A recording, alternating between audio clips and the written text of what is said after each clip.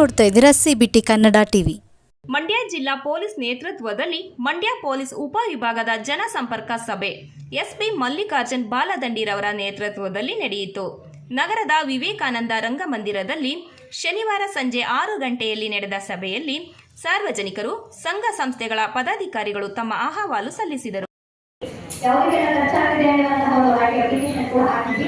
ನೀವು ಈಗ ನಿರ್ಭಯ ನಿಧಿಯಿಂದಾಗಿ 40 ವಾಹನಗಳನ್ನ ಖರೀದಿ ಮಾಡಿಕೊಂಡು ಕೂಡ ನನಗೆ ಬಹಳ ಖುಷಿಯನ್ನು ತಂದುಕೊಂಡಿದೆ.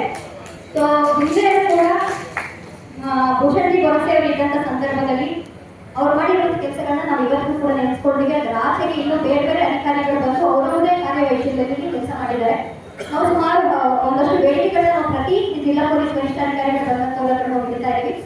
ತಮ್ಮದೇನೂ ಕೂಡ ನಮ್ಮ ಹಳಲಿ ಏನಪ್ಪಾ ಅಂತಂದ್ರೆ, ಇವತ್ತು ಸಿದ್ದರಾಮಯ್ಯ ಅವರ ಗಮನದ ತಂದಕ್ಕೆ ಬರೀ ಇದು ಸ್ಲಮ್ಗಳಲ್ಲಿ ಮಾತ್ರ ಗಾಂಜಾ, ಅಫೀಮ್ನಂತಹ ಮಾದಕ ವಸ್ತುಗಳು ಮಾರಾಟ ಆಗ್ತಾ ಇಲ್ಲ. ಇವತ್ತು ಶಾಲಾ ಕಾಲೇಜಿನ ಹಂತಕ್ಕೆ ಈ ಒಂದು ಆತಂಕಕಾರಿಯಾಗಿರುವಂತಹ ಗಾಂಜಾ ಮತ್ತು ಅಫೀಮ್ನ ಈ ಒಂದು ದಂಧೆ ಎಲ್ಲ ಕಡೆ ಹರಡ್ಕೊಳ್ತಾ ಇದೆ. ಇದ್ರ ಬಗ್ಗೆ ದಯವಿಟ್ಟು ಕಟ್ಟುನಿಟ್ಟಾಗಿರುವಂತಹ ಕ್ರಮವನ್ನ ನಾವು ತಗೊಳ್ಬೇಕು ಅನ್ನುವಂಥದ್ದು ನಮ್ಮ ಮೊದಲನೇ ಒಂದು ಆಗ್ರಹ.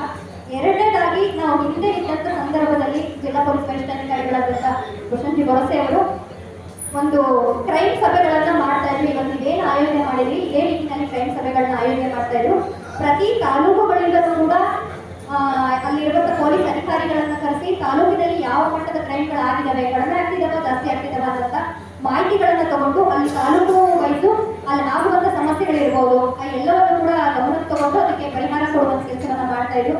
ತಾವು ಈ ಒಂದು ಜನಸಂಪರ್ಕ ಸಭೆಯನ್ನ ನಿರಂತರವಾಗಿ ನಡೆಸ್ಕೊಂಡು ಹೋಗ್ಬೇಕು. ಸಾಧ್ಯ ಆದರೆ ಕ್ರೈಮ್ ಸಭೆಗಳನ್ನು ಕೂಡ ಮಂಡ್ಯದಲ್ಲಿರುವಂತಹ ಎಲ್ಲ ಪ್ರಗತಿಪರ ಸಂಘಟನೆಗಳನ್ನ ಒಳಗೊಂಡು ತಾವು ಕರೀಬೇಕು. ಮಂಡ್ಯದಲ್ಲಿ ನಡೀತಿರುವಂತಹ ಹೆಣ್ಣುಭ್ರೂಣ ಹತ್ಯೆ ಇರ್ಬೋದು ಅಥವಾ ಅತ್ಯಾಚಾರ ಪ್ರಕರಣಗಳಿರ್ಬೋದು, ಇಂಥ ವಿಚಾರಗಳನ್ನ ನಾವು ಕೂಡ ಗಮನಿಸಬಹುದು, ಕಡಿಮೆ ಮಾಡಿಸಬೇಕು ಅಂತ ಹೇಳಿ ಕೆಲಸ ಮಾಡ್ತಾ ಇದ್ವಿ. ಸೊ ಈ ನಮ್ಮ ಒಂದು ಸಂಘಟನೆಗಳನ್ನು ಕೂಡ ಸಂಪರ್ಕಕ್ಕೆ ತಗೊಂಡು ಮಂಡ್ಯದಲ್ಲಿ ನಡೀತಿರುವಂತಹ ಕ್ರೈಮ್ಗಳನ್ನ ಕಡಿಮೆ ಮಾಡೋ ನಿಟ್ಟಿನಲ್ಲಿ ತಾವು ಖಂಡಿತ ಕೆಲಸ ಮಾಡ್ತೀವಿ ಅನ್ನುವಂಥ ಭರವಸೆಯಲ್ಲಿ ನನ್ನ ಇವತ್ತೆರಡು ಮಾತುಗಳನ್ನು ಮುಗಿಸ್ತೀನಿ. ಸಾಕಷ್ಟು ವಿಷಯಗಳ ಬಗ್ಗೆ ಚರ್ಚೆ ಆಗಿರೋದು. ಮುಖ್ಯವಾಗಿ ಹಳ್ಳಿಗಳಲ್ಲಿ ಸಾಗಣೆ ಮಾರಾಟ ಇರ್ಬೋದು, ಸ್ಕೂಲುಗಳಲ್ಲಿ ಗಾಂಜಾ ಮಾರಾಟ ಇರ್ಬೋದು, ಟ್ರಾಫಿಕ್ ಜಾಮ್ ಆಗಿರ್ಬೋದು ಅಥವಾ ಮನೆ ಮಾಡೋದಿರ್ಬೋದು, ಈ ಥರದ ಸಾಕಷ್ಟು ವಿಷಯಗಳು ಚರ್ಚೆಯಾಗಿದ್ದಾವೆ. ನಾನು ನಮಗೆಲ್ಲರಿಗೂ ಅಭಿನಂದನೆ ಸಲ್ಲಿಸ್ತೀನಿ. ಯಾಕಂದರೆ ಸಾಕಷ್ಟು ಸಮಸ್ಯೆಗಳು ಅಥವಾ ಇಶ್ಯೂಸ್ ಏನಿದೆ ನಮ್ಮ ಒಂದು ನಡೀರಿ ಅದನ್ನು ಮುಂದಿನ ದಿನಗಳಲ್ಲಿ ಸರಿಪಡಿಸಿಕೊಳ್ಳುವ ಪ್ರಯತ್ನವನ್ನು ನಾವು ಮಾಡ್ತೀವಿ. ಎಷ್ಟು ಸಾಧ್ಯ ಆಗ್ತದೆ ಅಷ್ಟು ಕೂಡಲೇ ಮಾಡ್ತೀವಿ. ಕೆಲವೊಂದು ಸ್ವಲ್ಪ ಟೈಮ್ ತಗೋಬಹುದು. ಅದನ್ನು ಮುಂದಿನ ದಿನಗಳಲ್ಲಿ ಖಂಡಿತ ನಾವು ಎಲ್ಲ ಸಮಸ್ಯೆಯನ್ನು ಬಗೆಹರಿಸುವ ಎಲ್ಲ ರೀತಿಯಿಂದ ಕ್ರಮವನ್ನು ನಮ್ಮ ಇಲಾಖೆಯಿಂದ ನಾವು ಕೈಗೊಳ್ತೀವಿ. ನಮ್ಮ ಕೆಲವೊಂದು ಸಮಸ್ಯೆಗಳನ್ನು ಬಗೆಹರಿಸುವಾಗ ಇನ್ನೊಂದು ಸಮಸ್ಯೆಗಳು ಉದ್ಭವ ಆಗ್ಬೋದು.